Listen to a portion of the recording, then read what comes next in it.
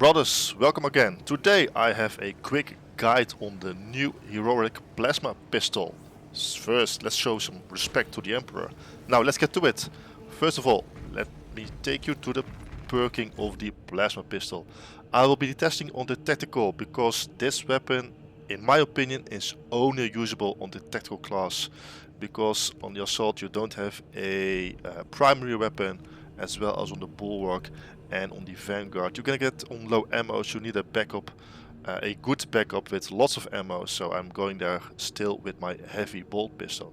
So there are a few drawbacks on the plasma pistol, why in my opinion it's only usable on the tactical class. Well, first of all, the perking, it's the same perked as in my other video about the relic plasma pistol. So we're going with some extra energy, plasma collection, increased reserve, ×3 right over here, and over there. So that makes a 60% increase of your ammo. We also have a divine might, damage increase, blast radius increase of 10%, a perpetual velocity, so faster charge rate. We really need that because the relic the heroic plasma pistol has a slower charge rate, and some perfect cooling as an extra.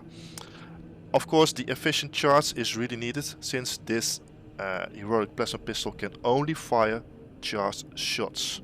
Okay, why is this gun only usable on the tactical class? Well, let me show you. Let's go to the training simulator.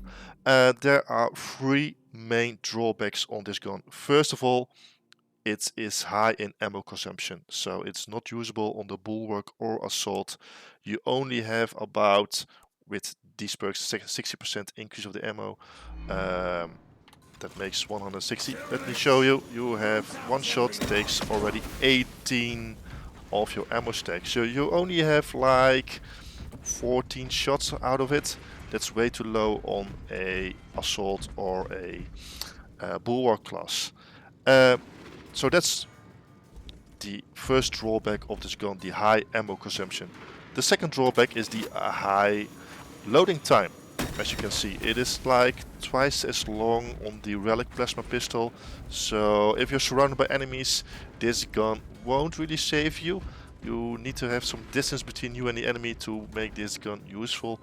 And the third drawback, which the relic plasma pistol doesn't have as well, is you are shooting in a parabolic trajectory, as you can see. So it's easier to miss on longer distances.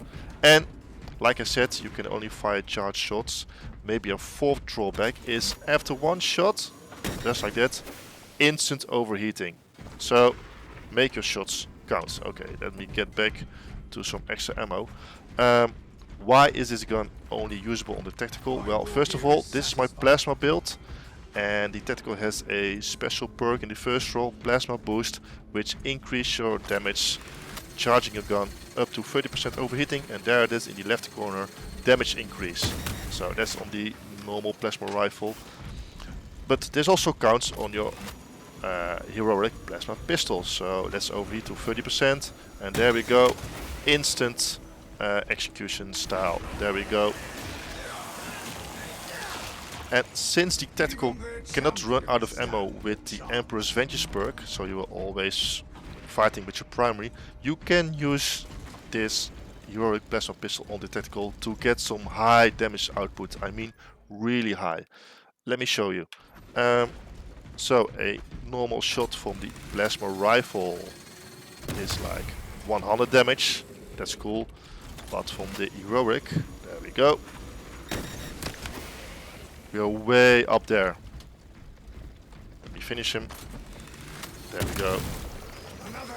Let's reset. Now let's go for a headshot. 30% overheating. There we go. So that's 350 damage. Those are big numbers, brother. Really big numbers. Let's put in some more enemies. Big ones. We need lots of them. There we go, there we go. So, remember, 4 drawbacks on this gun. High charging time, high ammo consumption, instant overheating, and you are shooting in parabolic trajectory. But now it gets fun. All spec scan. There we go. 30% overheating. There we go. Instant kills. And some survivors are here. So, tactical. If you like high DPS, I mean really high DPS, I do believe this gun has the highest DPS, burst damage of course, of the entire game. Let's spawn in a boss, let's see how that goes. We need a... Let's go for a neurotrope.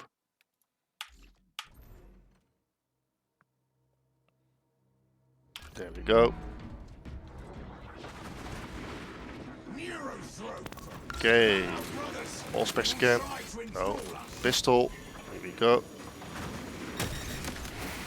That's like 26%, a bit more than 25, 26% of his health. So if you can make those shots during all the chaotic battle, yeah, it's worth it. It's a trade-off. But like I said, on the tactical, if you use your all-spec scan, make sure your first shot that goes in is with the heroic plasma pistol. I hope that was informative for you, brother. A short guide on the heroic plasma pistol. Should you buy it? Yes. Is it the best heroic gun? I do believe not. But it is fun, really on the tactical, since my plasma build is also my primary build. One more for the Emperor. There we go. Get your normal gun and finish those Xenos off. Let me show you my build on the tactical for this plasma build.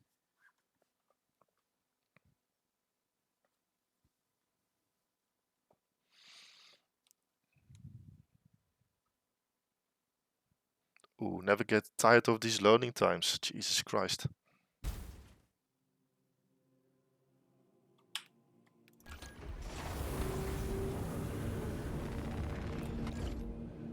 So really important, get this plasma boost. It's a no-brainer. 30% overheating increases 40% damage, and you use one less energy. So that's good with the high consumption rate of that heroic plasma pistol. You can also combine this with Relentless Pursuit, so after a gun strike you do even more damage. And also important, the Emperor's Vengeance. Never run out of ammo with your primary, so your secondary is really a secondary. That's why not usable in the assault. If you go plasma pistol, I suggest you stick to the Ophidian Liberation with the higher magazine capacity. Like I said, the heroic plasma pistol on this class is unusable. Only 13 to 14 shots and you're out of ammo. If you encounter a ranged enemy like floating ball sacks, it's game over for you. You don't have any DPS to put in. Same story for the bulwark. So, if you have any questions, leave them in the comments. I'll see you on the battlefield, brother. Take care. We serve the Emperor.